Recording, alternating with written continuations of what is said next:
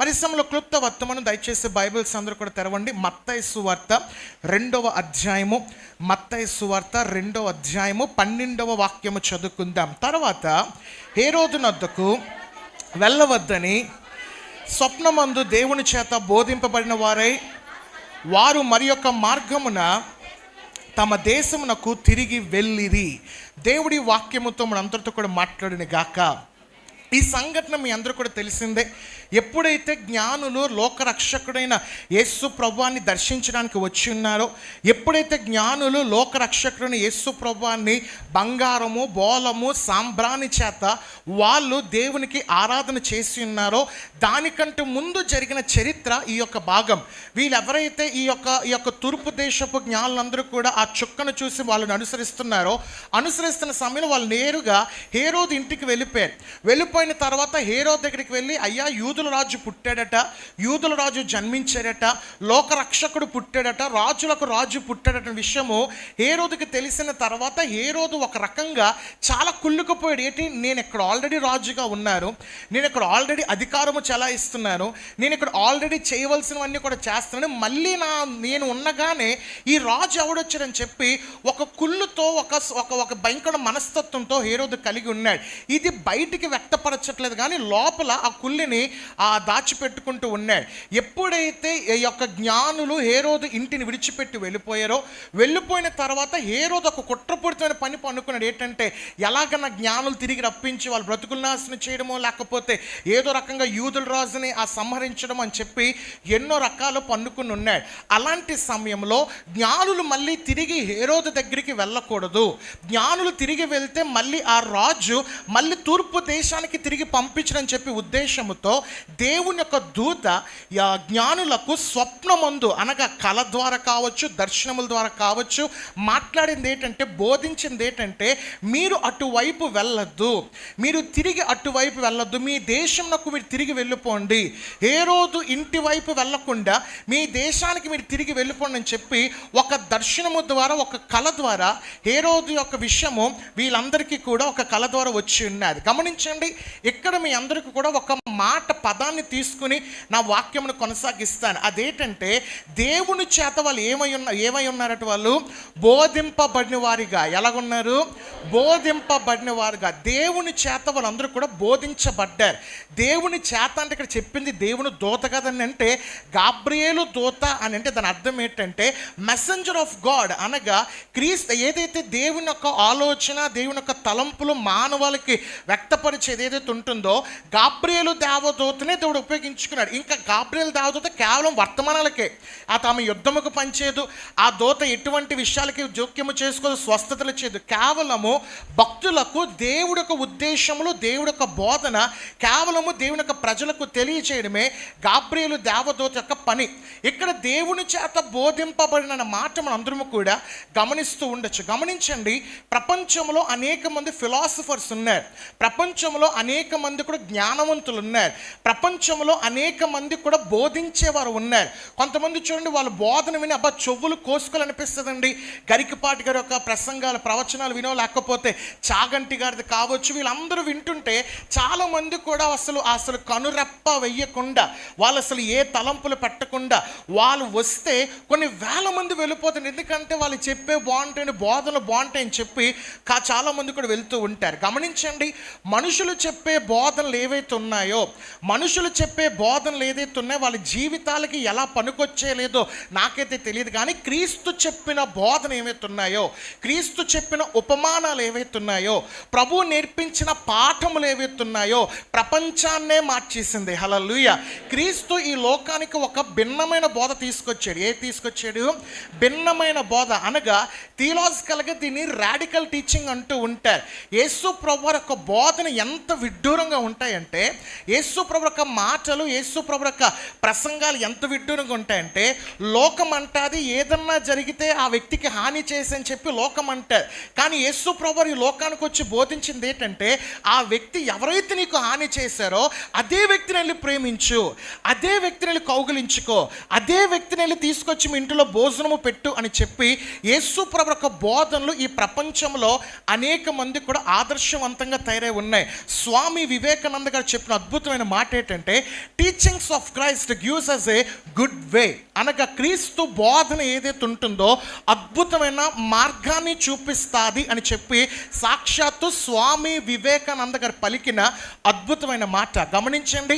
క్రీస్తు ఏదైతే బోధన తెలియజేస్తున్నాడో, క్రీస్తు ఏదైతే మన కొరకు మాట్లాడుతున్నారో, క్రీస్తు మాటలు ఎవరైతే అంగీకరిస్తారో ఖచ్చితంగా కొన్ని లాభాలు ఉన్నాయి. ఈరోజు మీ అందరూ నేను చెప్పదలుచుకుంది ఏంటంటే, క్రీస్తు బోధన ద్వారా మనందరికీ వచ్చే లాభాలు ఏంటి, ప్రభు బోధన చెప్పితే మనందరి జీవితంలో జరిగే అద్భుతములు ఏంటి, ఆశ్చర్యకార్యములు ఏంటి, దేవుని యొక్క ప్రసంగాల వల్ల, దేవుని యొక్క దూతలు చెప్పే మాటల ద్వారా, ఇప్పుడు ఈ జ్ఞానులు ఏదైతే దేవుని చేత బోధింపబడి ఉన్నారో వాళ్ళ జీవితంలో జరిగిన కార్యములు ఏంటో మీ అందరికీ 3 ముక్కలు తెలియజేస్తాను. ఎన్ని మాటలు తెలియజేస్తాను? 3 విషయాలు తెలియజేస్తాను. మీరు సరిగ్గా ఈ వాక్యాన్ని వినండి. విన్న తర్వాత ఖచ్చితంగా దీన్ని గైకొంటే ప్రభు మీ జీవితంలో కూడా అట్టి కార్యములు జరిగించును గాక. మొట్టమొదటిగా చూసేద్దాం. దేవుని బోధనలు ఆలకించడం వల్ల, ప్రభు బోధనలు ఆలకించడం వల్ల మన జీవితంలో జరిగే మొట్టమొదటి లాభము చూసినట్లయితే తెరవండి బైబిల్స్ అందరూ కూడా కీర్తనలు 85వ కీర్తన దయచేసి చూద్దాం. కీర్తన 85వ కీర్తన 8వ వాక్యం చదవండి. ఆయన తన ప్రజలతోనూ దగ్గర నుంచి చదవండి. ఆయన తన ప్రజలతోనూ తన భక్తులతోనూ ఈ మాట గమనించండి. శుభవచనము సెలవిచ్చును, వారు మరలా బుద్ధిహీనులు కాకుందురు గాక. చాలు. మొట్టమొదటిగా ఇక్కడ ఒక విషయాన్ని మనం అందరూ కూడా గమనించాలి.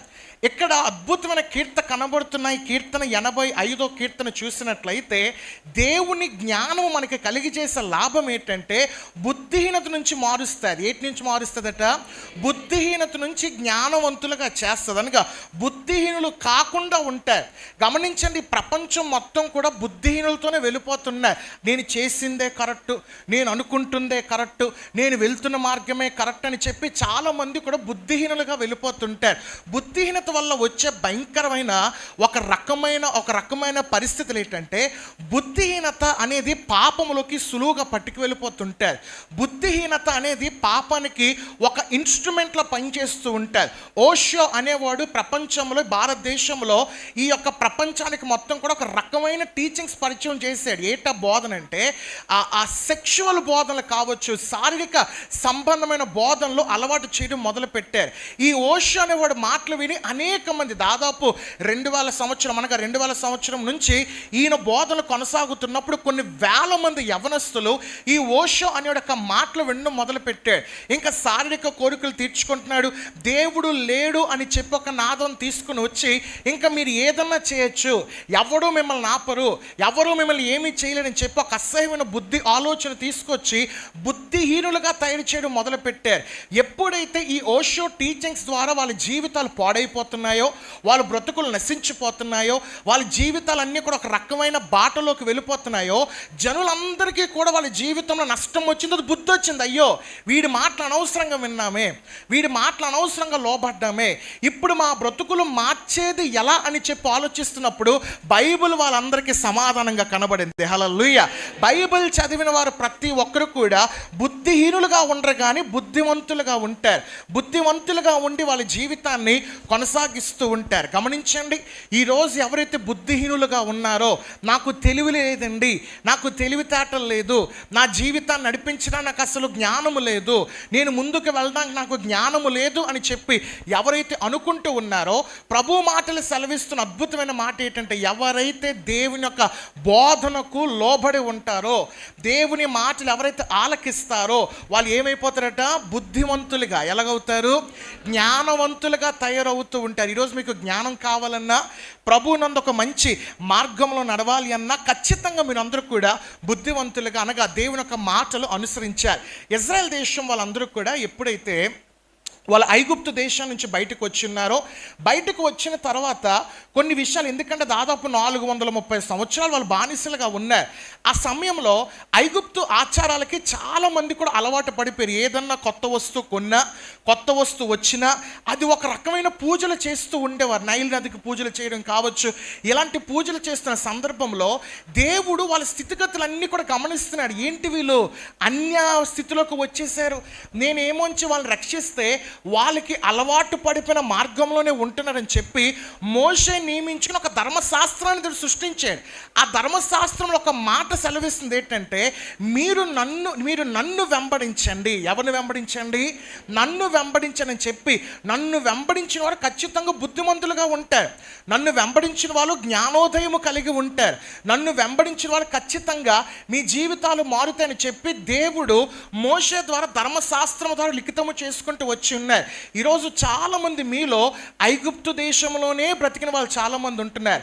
ఐగుప్తు దేశం నుంచి బయటికి వచ్చిన దేవునిలోకి నడవకుండా, దేవునిలోకి ఉండకుండా మీ బుద్ధిహీనత వల్ల మీ జీవితాన్ని చాలామంది కూడా పాడు చేసుకుని వాళ్ళు కనబడుతున్నారు. ప్రభు నామంలో మీ అందరికీ సెలవిస్తుంది ఏంటంటే, ఐగుప్తు నుంచి బయటకు వచ్చిన నీవు దేవుని మాటలు ఆలకించండి, మీ జీవితాన్ని నడిపించే జ్ఞానము నా ప్రభు ప్రసాదిస్తాడు. హల్లెలూయా.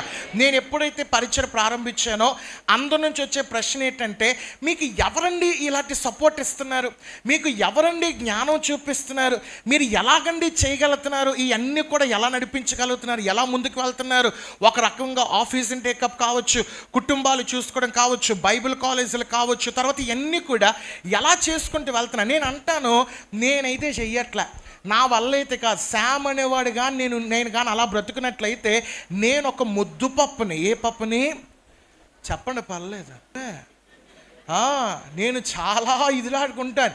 అస్సలు ఒక రకంగా అసలు నాకేం బుర్ర పని చేసేది. కానీ ఎప్పుడైతే దేవుని జ్ఞానం ఎప్పుడైతే అడిగి ఉన్నానో, దేవుని యొక్క బోధనలకి ఎప్పుడైతే నా ఆలోచన నా మదిలో తాకట్టు ఎప్పుడైతే అన్నీ కూడా నా మదిలోకి వచ్చి ఉన్నాయో, దేవుడు తనంతట తానే నాకు జ్ఞానమును ప్రసాదించి ఈ పరిచయను ఆయనే నడిపించుకుంటూ వెళ్తున్నాడు. హల్లెలూయా. గమనించండి, ఈరోజు మనమందరము కూడా క్రీస్తు బోధనను అంగీకరిస్తే మనందరం ఎలాగుంటామట? జ్ఞానవంతులుగా ఉంటాం. చెప్పండి గట్టిగా, జ్ఞానవంతులుగా ఉంటాం. ఇది మొట్టమొదటి లాభం. రెండోదిగా, దేవుని బోధన అంగీకరిస్తే రెండోదిగా మనందరి జీవితంలో జరిగే కార్యం ఏంటి? ప్రభు బోధన, క్రీస్తు బోధన అంగీకరిస్తే మనందరి జీవితంలో జరిగే అద్భుతం ఏంటి? రెండోదిగా చూసినట్లయితే లూకాసు సువార్త 5వ అధ్యాయం, లూకాసు సువార్త 5వ అధ్యాయము 5-6 వచనాలు చదవండి. సీమోను ఏలినవాడా, రాత్రంతయు మేము ప్రయాసపడితిమి కానీ మాకేమీ దొరకలేదయ్యా, అయినను నీ మాట చెప్పున వలలు వేసితమని ఆయనతో చెప్పాను. వారు అలాగ చేసి, ఈ మాట గమనించండి, విస్తారమైన చేపలు పట్టిరి, అందుచేత వారు వలలు పిగిలిపోవచ్చుండగా, చాలు వలలు ఏమైపోతున్నాయట అంటే, అది పగిలిపోతున్నాయి, అంటే విడిపోతున్నాయి, కుట్లన్నీ కూడా విడిపోయిన పరిస్థితి ఏర్పడి ఉన్నాయి. గమనించండి, ఇక్కడ దేవుడు యేసు ప్రభువు గెన్నేసరతున్న ప్రాంతంలో సువార్తను ప్రకటించుకుంటూ వస్తున్నాడు. ఆయన కొంచెం ఆ యొక్క ఒడ్డు తీరాన ఆయన సువార్తను ప్రకటిస్తున్నాడు. ప్రకటిస్తున్న సమయంలో పేతురు గారు, ఆంద్రే గారు, సీమోను, యోహాన్ గారు, వీళ్ళందరూ కూడా వాళ్ళు వలలు రాత్రంతా వేశారు, వాళ్ళకి దొరకలేదు. తిరిగి వాళ్ళందరూ కూడా వెనక్కి వచ్చేస్తున్నారు. వాళ్ళు ఓడను తీసుకొచ్చి ఆ యొక్క గెన్నేసరతును ఆయన నేలపైన వాళ్ళు పార్కింగ్ చేశారు, అనగా అక్కడ పెట్టారు.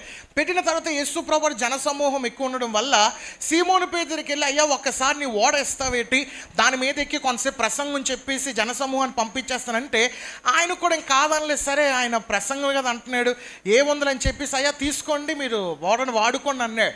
యేసు ప్రభువు ధోని ఎక్కి చక్కగా సువార్తను ప్రకటించడం అంతా కూడా అయిపోయింది. పక్కన చూస్తే పేతురు, తర్వాత ఆంద్రేయ, వీళ్ళందరూ కూడా ఒక రకమైన బాధలో ఉన్నారు. ఎందుకంటే రోమన్స్ ఆ దినమును ఎప్పుడైతే ప్రపంచాన్ని పరిపాలన చేస్తున్నారో, ప్రతి యూదుడు కూడా రోమీలకి పన్ను కట్టాలి. ఏంటి కట్టాలి? పన్ను కట్టాలి. వీళ్ళు పన్ను కట్టలేని పరిస్థితిలో ఉన్నారు. ఈ యొక్క ఆంద్రేయ కావచ్చు, లేకపోతే సీమోను కావచ్చు, తర్వాత ఈ యొక్క యోహాను, యాకోబులు, వీళ్ళందరూ కూడా జాలర్లు. వీళ్ళు అసలు పన్ను కట్టలేని పరిస్థితులు ఉన్నప్పుడు ఎలాగిప్పుడు రోమీల యొక్క ఆ అధికారులు మమ్మల్ని వచ్చి అరెస్ట్ చేసుకుని వెళ్ళిపోతారని ఒక భయము ఆందోళన ఉన్నారు. అలాంటి సమయంలో యేసు ప్రభువారు వాళ్ళ స్థితిని చూసి, బాబు మీరు ఏదైతే నావ ఉందో ఆ నావ సముద్రంలో పట్టుకు వెళ్ళి వలలు వేయండి అంటే, అక్కడ సీమోన్ అంటాడు, అయ్యా రాత్రంతా మేము ఏం చేసితిమి, ప్రయాసపడితిమి, కానీ ఒక్క చేప కూడా మాకు దొరకలేదంటే, అక్కడ సీమోను పేతురు దగ్గర నాకు నచ్చిన ఒక మాట కనబడింది. ఏంటంటే, నీవు చెప్పావు గనుక, ఏటట నువ్వు చెప్పినందున ఏలినవాడా నేను వెళ్తాను, వెళ్ళి చేపలు వేస్తానని చెప్పి దేవుని మాటకు లోబడి ఎప్పుడైతే పేతురు వెళ్ళాడో, వెళ్ళిన తర్వాత వల వేయగానే సముద్రంలో విస్తారమైన చేపలు వాళ్ళు పట్టగలిగారు. హల్లెలూయా. దాదాపు 153 చేపలు పైగా వాళ్ళు పట్టగలిగారు. ఆ వల ఏదైతుందో పిగిలిపోయినంత కనుక తెగిపోయినంత రీతిగా విస్తారమైన చేపలు పట్టగలిగారు. రెండోదిగా క్రీస్తు బోధన అంగీకరిస్తే, ప్రభు బోధన అంగీకరిస్తే ఆశించినది విస్తారముగా మనం పొందుకుంటాం. హల్లెలూయా.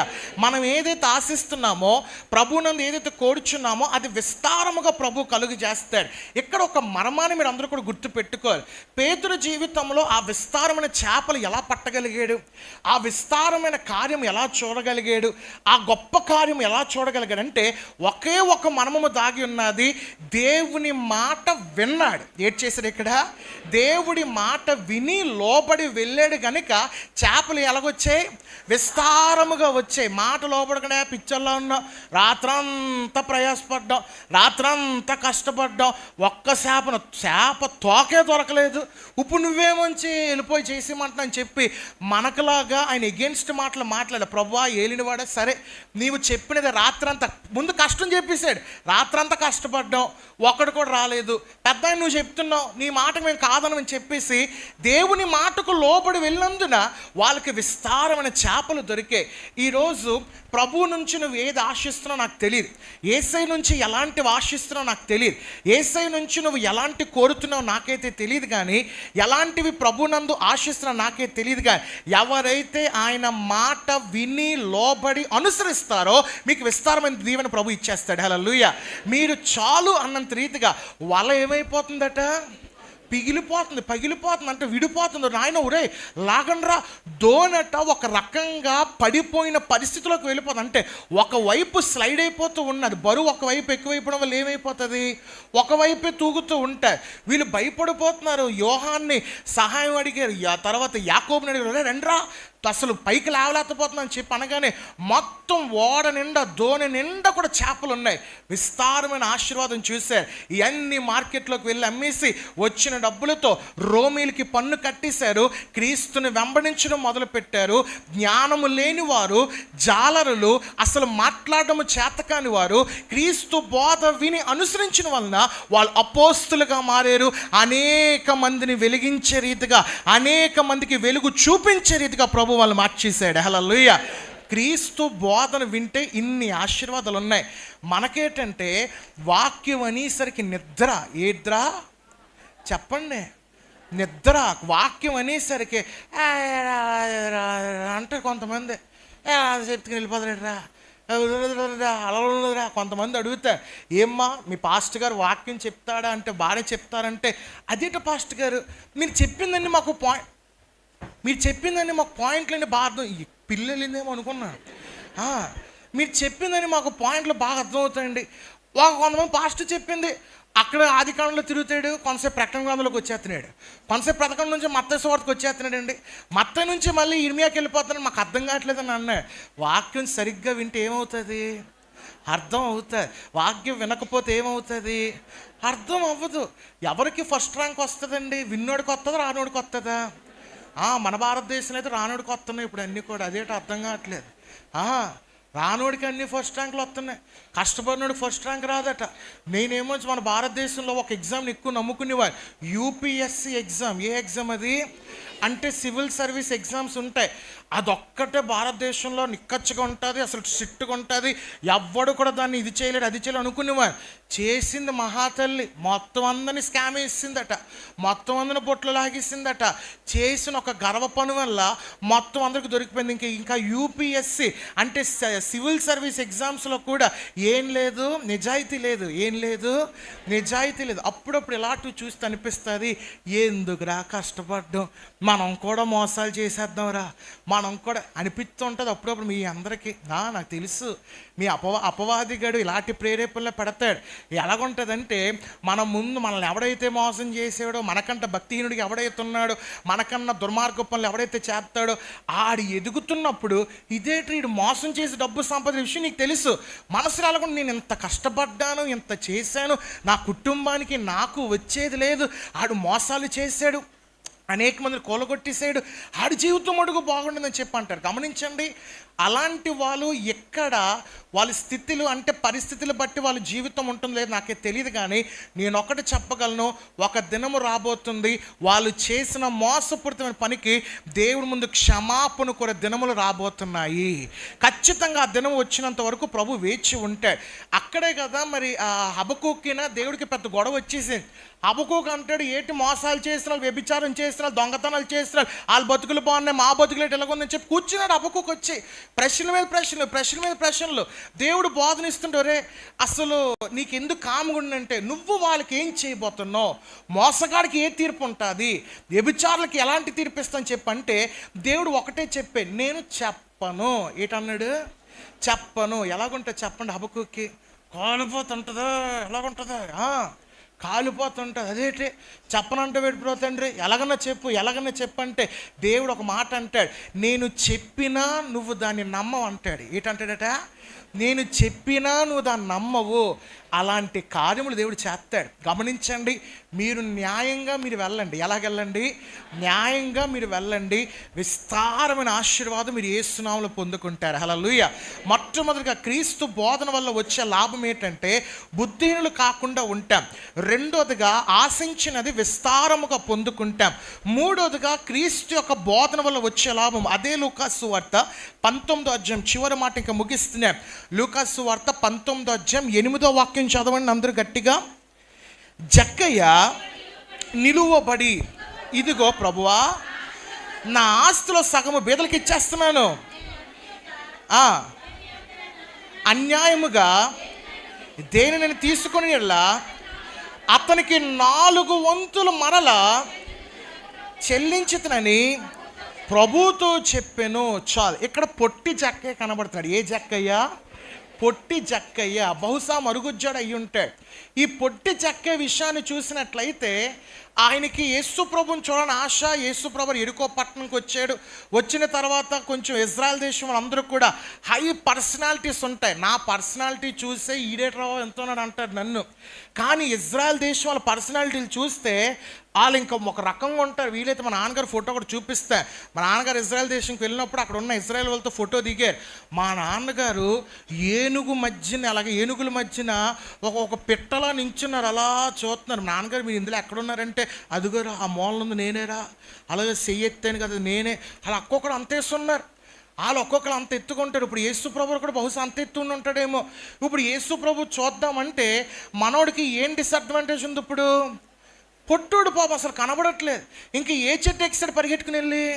మేడి చెట్టు ఎక్కిసాడు. మేడి చెట్టు ఎక్కగానే యేసు ప్రభు అదే మార్గం గుండా వస్తున్నారు. ఇంకా మనోడు చక్కగా ఆ మేడి చెట్టు ఎక్కి చూస్తున్నారు. యేసు ప్రభు అలాగ వెళ్తూ అలా దిక్కు చూశాడు. ఎక్కడ చూసాడు? ఆసపు కంగారెడిపోతున్నాడు. పైన చూశాడు. చూసిన తర్వాత ఇంకా జక్కయ్యకి ఇంకా ఆనందంగా అవదలేవు. ప్రభా ఏటి ప్రభు నా వచ్చి వస్తున్నావు, జక్కయ్య ఈరోజు నేను ఇంటికి వస్తున్నాను రా, పద వెళ్దాం ఇద్దరు కలిసి అనగానే జక్కయ్య ఇంటికి ప్రభు వారు కూడా వెళ్ళిపోయారు.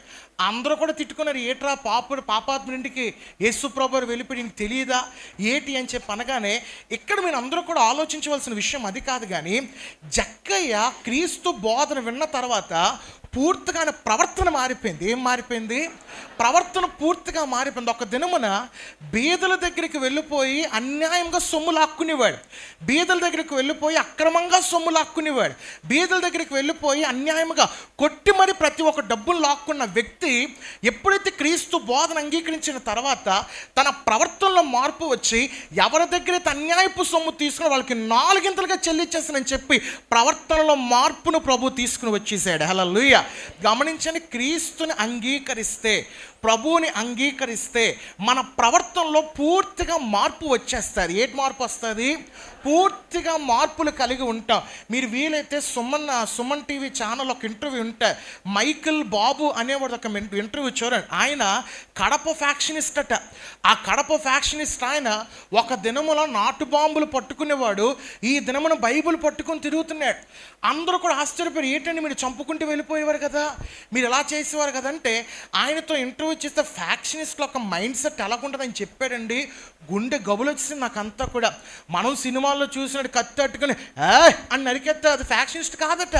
మరి ఏంటండి ఫ్యాక్షనిస్ట్ అని చెప్పి ఇంటర్వ్యూ చేసిన అడిగితే, అసలు నిజం ఫ్యాక్షనిస్ట్ ఎలాగుంటుందంటే, ఉదాహరణకి నాకు కానీ ఇంకొక వ్యక్తి కానీ ఏదన్నా తగు ఉన్నట్లయితే, ఆ వ్యక్తి ఎవరైతే ఉన్నాడో నేను కింద స్థితిలోకి పడిపోయి ఆ వ్యక్తి కాల్ని పట్టుకునేంత వరకు ఏదైతే వెళ్ళిపోతానో అది ఫ్యాక్షనిస్ట్ అట. మొత్తం కిందవన్నీ లాగేస్తారు, వాడుకున్న ఆస్తుని పీకేస్తారు, వాడు కావాల్సినవన్నీ కుటుంబం నుంచి అన్నీ లాక్కుని వెళ్ళిపోతారు, ఒక్కడిని మిగిల్చి ఆ శత్రు కాళ్ళు ముట్టుకున్నట్టు చేసేది ఫ్యాక్షనిస్ట్ అట. అలాంటి వ్యక్తి ఈ మైకిల్ బాబు అనేవాడు. అంత దారుణంగా ఉండేవాడు ప్రవర్తన. ఆయన వస్తే కొన్ని వందల మంది పారిపోతూ ఉండేవాడు. కానీ ఈ దినమున దేవుడు ఎంతగా మార్చాడంటే, ఒక దినమున ఆయన చూసి పారిపోయిన వాళ్ళు ఈ దినమున ఆయన చూసి ఆయన దగ్గరికి వచ్చేయడం మొదలుపెట్టారు. హల్లెలూయా. ఆయనతో స్నేహం చేయడం మొదలుపెట్టారు. హల్లెలూయా. ఆయనతో సహవాసము కోరడం మొదలుపెట్టారు. పూర్తిగా ప్రవర్తన మార్పు వచ్చింది. ఆ ఇంటర్వ్యూ చేసిన అడిగాడు, ఏంటంటే మీ ప్రవర్తన ఎంత మార్పు వచ్చిందంటే, ఆయన ధైర్యంగా ఒక మాట చెప్పింది ఏంటంటే, క్రీస్తే నన్ను మార్చేసాను అన్నాడు. హల్లెలూయా. గమనించండి, ఆయన బోధనలు వింటే, ఆయన బోధన విశ్వసిస్తే ఖచ్చితంగా మన ప్రవర్తనలో ఏముంటుందట? మార్పులు. పౌలు అనేవాడు ఎలాంటోడండి, క్రైస్తవుని చూస్తే రారా పక్క నా కూర్చొని చెప్పేసి ముద్దెడతాడా? కొట్టేస్తాడు కర్ర పట్టుకుని. ఇవ్వవాడు యేసుక్రీస్తుని ఎందుకు ఆరాధిస్తున్నా, బైబిల్ పట్టుకుని ఎందుకు తిరుగుతున్నా అని చెప్పేసి అనేవాడు. కత్తి పట్టుకుని చంపేసేవాడు. బాబు అసలు సౌలు అనేవాడు వస్తే రానివ్వకుండా అని చెప్పేసి అనేవాడు. అలాంటి వ్యక్తి క్రీస్తు దర్శనము పొందుకున్న తర్వాత అనేక మందిని కొట్టినవాడు, అనేక మందిని చంపినవాడు ఇప్పుడు అనేక మందిని ప్రేమించడం మొదలుపెట్టాడు. అనేక మంది దగ్గరికి తీసుకోవడం మొదలుపెట్టాడు. ప్రేమించడమే కాకుండా ఆ ప్రేమను పంచడం మొదలుపెట్టాడు. ఈ ఒక నరహంతకుడు మారడం గల ఒకే ఒక కారణం ఏంటంటే, క్రీస్తు బోధనకి ఆ శక్తి ఉన్నది. హల్లెలూయా. గమనించండి, దేవుని బోధన అంగీకరిస్తే మనందరి జీవితంలో ప్రవర్తనలో పూర్తిగా మార్పులు వచ్చేస్తాయి. మొట్టమొదటిగా దేవుని క్రీస్తు బోధన అంగీకరిస్తే బుద్ధిహీనులుగా కాకుండా ఉంటాం. రెండోదిగా క్రీస్తు బోధన అంగీకరిస్తే ఎలాగుంటామంటే, ఆశించినది చెప్పండి విస్తారంగా పొందుకుంటాం. మూడోదిగా క్రీస్తు బోధన అంగీకరిస్తే ప్రవర్తనలో ఏముంటుందట? మార్పులు ఉంటాయి. ఈ మూడు మీ జీవితంలో ప్రభు జరిగించునుగాక. AP theological university. మీరు బైబిల్ కాలేజీలో చేరాలనుకుంటున్నారా? అయితే ఏపీ థియలాజికల్ యూనివర్సిటీ మీకు ఆహ్వానం పలుకుతుంది. మా వద్ద BTH, BEd, MTh, MDiv, PhD మొదలగు కోర్సులు అందుబాటులో ఉన్నాయి. మరిన్ని వివరాల కొరకు మీరు సంప్రదించవలసిన మా ఫోన్ నెంబర్లు 9666442222 మరియు 8121333322. అలాగే ఈ ఫోన్ నెంబర్లకు సంప్రదించి మీ యొక్క అడ్మిషన్స్ కొరకు ఫోన్ చేయగలరు.